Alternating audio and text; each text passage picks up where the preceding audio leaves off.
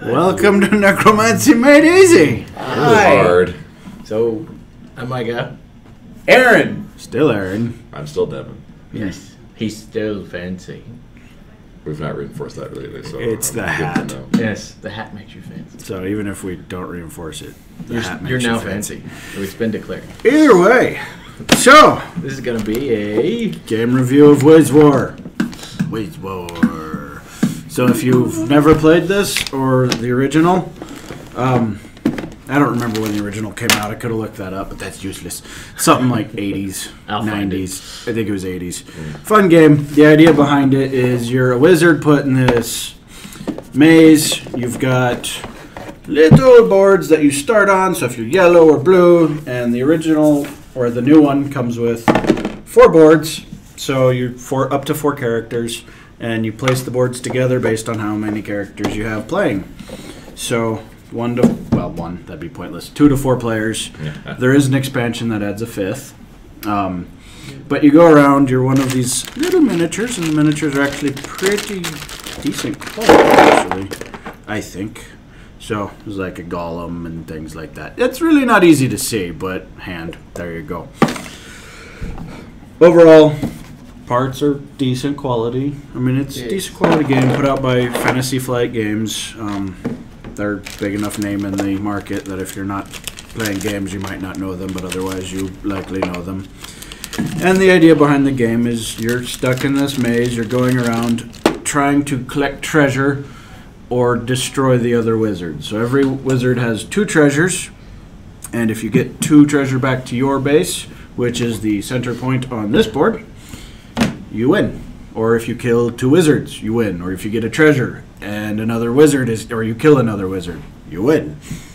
So it's basically 2 points, you win. There's a lot of little things you can get. There's the original game. There's about 10 schools of magic, and each game is played with one of them. The cantrips is in every game, but the other 3 are whatever you decide. So all the different schools of magic add different spells to the game.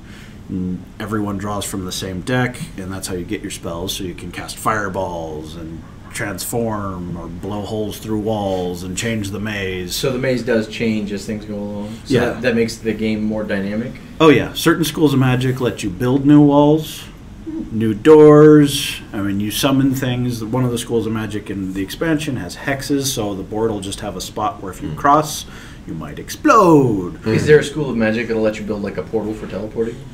Yes, there are things that let you effectively. Yeah, you can teleport around the board. There's some that let you transform into monsters. There's some that let you summon monsters.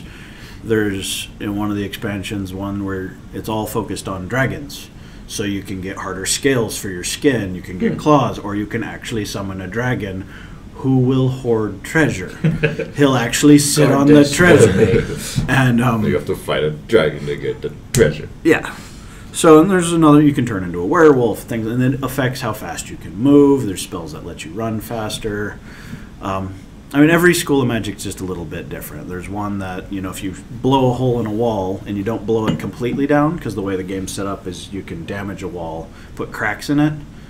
Well, one of the schools of magic allows you to turn into something misty. And so if you there's can pass through you can pass through it. Other people can't. So there's a lot Could of... they hit it with their fist? You actually can punch it. It won't do enough damage to crack it, though, unless you have certain abilities. Or trained under Paimei. Yes, exactly. But I mean, you can turn into a big creature, and one of those creatures can punch holes through walls. So there's all sorts of different options. The game is pretty much different every time you play. If you're playing with people who are experienced, it can be pretty fast-paced. Not so experienced, like we were the first time we played, it can be kind of slow because there's a lot of learning what each card does and how it impacts things and what each symbol means. Because the spells basically change the rules. Oh, is yeah. what I'm understanding, and Yeah. so the different things can do different stuff. Can you pick up other people's schools of magic? You all share the same. Yeah. Oh, okay. There's a central deck. Okay. Yeah, so there's basically so many schools of magic put into the main deck, and everyone draws from that pile. There's optional rules where you can take the 2 cantrip piles, because there's a black and white one, which are effectively the same, and then each side picks their own 3 schools of magic to mix into their own deck. So you can have 2 players using one set and 2 players using a completely different set, even though they're all in opposition. So there's no teams. Right. But it just means that these 2 are going to have a varied, compared to the other 2 schools of magic. So it has a lot of little replayability options, I think, and it's kind of fun. You get playing into it, it can be really quick paced because you basically move, shoot magic, move, pick up things, blow each other up, run. That's it. That's all you're doing the whole time. So it shouldn't take long. But yeah, if you're playing like a 2-player game, I wouldn't say 2-player is the most fun, but at least it's a good way to learn the cards, learn the schools of magic, things like that. But 4 players, definitely chaotic, awesome funness. Yeah, I think the game is definitely better with more players. Yeah, and like the game we had, we were playing 4 players, and it was the very end of it. We all kind of were in the same area, like, oh no, I don't want to die, but I need to kill other people, so I gotta go in, and yeah, it definitely, I don't see a lot of people winning by getting 2 treasures. I see more of the, like, someone gets a treasure and kills somebody. Stab your buddy. Yeah. Well, and the way the game works is if there's someone's returned a treasure to their base, you can go take that treasure away from their base, so their point's gone. So the point has to be in their base when they get the winning point. So they have to have 2 points at that moment. So you could just be a vulture and be pulling stuff that other people have gotten. Oh yeah, there's a summoned monster that will run around stealing treasure, and you can just have that doing that. Which would be why the dragon would be useful, because it's like guards the treasure. Yeah, you can't. How much health does the dragon have? It's not a lot. I think it's. I'd have to look it up, but it can have. If I remember right, what the summons do is they have a set amount of health, and it's 4, and then it's multiplied by the power that you summon it with. If I remember right, I'd have to look it up. So they start with a fairly low amount of health because you have fireballs that can do 5 damage, and each wizard starts with 15. So certain spells, 3 of those can. So you can stand in the fire twice. 3 times. 3 times. Well, the 3rd time you fall, I guess. But you can get more health. I mean, there's things that'll heal you. Stand 5 times. Yeah. No 3, sir. You always have the ability to run up and punch another wizard. I mean, it's and the way the game plays too is like you can't cast 3 fireballs in one turn. You can only ever do 1 attack, but you can cast as many spells as you really want. Right. Is there spell casting limited by like line of sight on the maze? It depends. Some spells are, and each card has its own indicator. So it has either an eyeball for line of sight, some are entire maze, some are adjacent square. There are some spells that let you shoot something around a corner. So if you shoot a fireball that's normally line of sight, it'd go straight line, but then you cast this other spell and it turns the corner. So there's a lot of little things that you can add to the game, and depending on the schools of magic you mix in there, you can really change how it plays. Yeah, I was just thinking of if you have, say, like 4 people playing and you just want to put someone out, just silent agreement of everyone just shoot that person. Well, that's kind of what happened in our last game, but it was at the end of the game. Yeah, we were like, oh, let's all shoot the winner. Yeah, because he's about to win. we had one guy. We were all in the same hallway except for the guy who was about to win. He had a treasure on his base, and he was running with one more, and he was like 4 spaces away. And in the game, you start with 3 movement. You always have 3 movement, but you can use energy to move faster. And luckily, he didn't have any. So he came around the corner, and his wife blew him up. He wasn't terribly happy about that. Would this be the one? No. It was 2 others, but that's how it came down to the end of the game. Is he would have won had he made 1 more space or 2 more spaces. I forget what it actually was.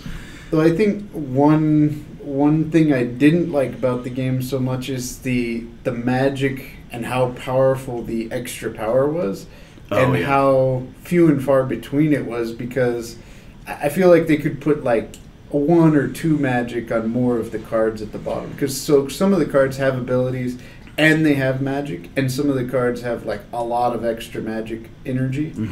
I just wish there was a little more of that, and I'm sure if like different schools of magic are Yeah. different in that way. Different schools of magic actually have more energy, and what we mean by that is, so the ones that have an ability and energy, you can use it for either or. So you want some of the cards, Energy. but the way it works, so some of the cards have like 2 energy on them. Well, you can use that card instead of casting the spell for 2 extra movement, or there are spells that will linger, and however much energy you cast with them is how long they'll last. So you could use a card and boost it. And Yeah. Energy. It's a very 4. clear. But yeah, that's a pure energy card though. And then some of the other schools of magic have energy that can only be used to boost spells and not movement.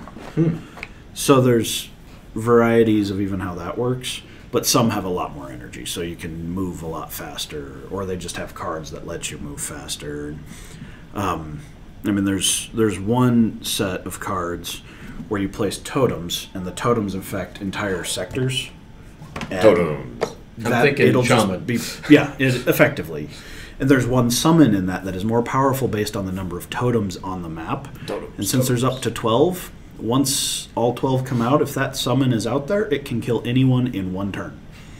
So, it becomes more powerful, but some of the totems, like if you have a totem in a square, you move an extra space no matter what while you're there. Right. So the totems make you more powerful within your square. I mean, again, every school of magic impacts the game significantly differently. So it's kind of fun. So, I had a good time playing it. It was fun. I enjoyed it. I'd play it again.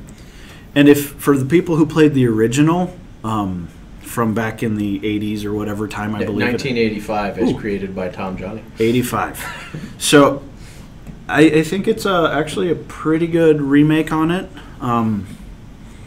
It felt like the original in many, many ways, and I really did enjoy that. I'm glad that they kept that feel, because I played the original a few times. I went out and bought this the second I saw it come out on the shelves. And they've added so much more to it that if you're a fan of the original, I highly recommend you go out and get this one. So, yeah, you guys have any other questions about it? No. Looks like 8th edition Fantasy Flight Games. It gets 2 thumbs up from me. I've never played it, so take that for what it's worth. Just the talking of it kind of reminds me of Magicka, except that it's not team collateral damage. You're actually just trying to defeat it. Oh, yeah. You are straight out trying to defeat your opponents here. That is the goal. Although I do, with one of my friends, intentionally just kill him just because it's funny in Magicka. But this reminds me of that. Yes. It kind of has that feel, that idea, that you're running around. I mean, if you're passing by someone and you have no attack spell, you can just punch them. Pow! It's like, I have no attack, so pow! It does 1 damage unless you have claws or something, or fire cloak. He had a fire cloak. You do not have a fire cloak. He'd be glad, because otherwise he'd be hugging you with fire. Anyway, that's Wiz-War. So, see you guys. bye! Bye the game.